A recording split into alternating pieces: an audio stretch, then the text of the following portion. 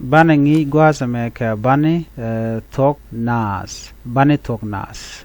Bani tok nas gwasame name chwale ba, name chwale ha, name chwale na, name chwale hi. Ba ni. Name chwale ta, name chwale ha.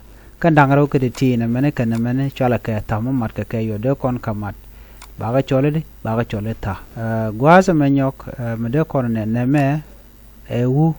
Name o, name ka, name chwale tok. Mbukon gwasame name na, name a, name a.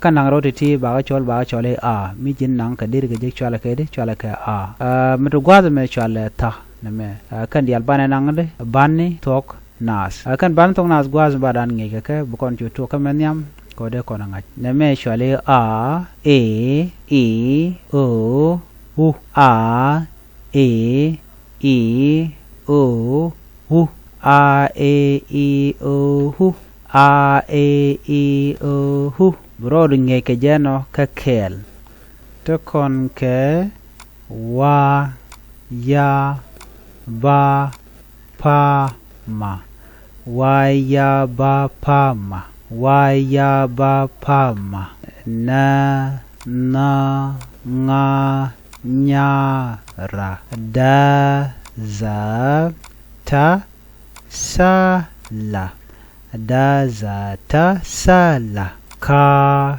ga ha sha ja ka ga ha sha ja number la e o u o u no bi goro bi mistake ne keten kon charlo den bi kan haje no ko ngone ti kon ga kwenti kan dial kan banatin content chal ke bane tok noare de ro do gore ka ko dire kan ach ka do dan en nan ka ke kwen ka ka bana nyom to kon gwaseme a e i o u wa ya ba pama na nga nyara da za ta sala ka ga ashaja o o kan bana tong no re ka to bro shu ka be katin do bdan de ka ngai ke je bi ka nyogo ka men loji ka ko bi ku da tyak ka ku na de kwen ka bana nyogo je ka ngi dodien gorno jin birti be ka ngach do bdan dong de an de ngai ke je cordiality ke very important gwada danen gurjeno betung war bi ngaiten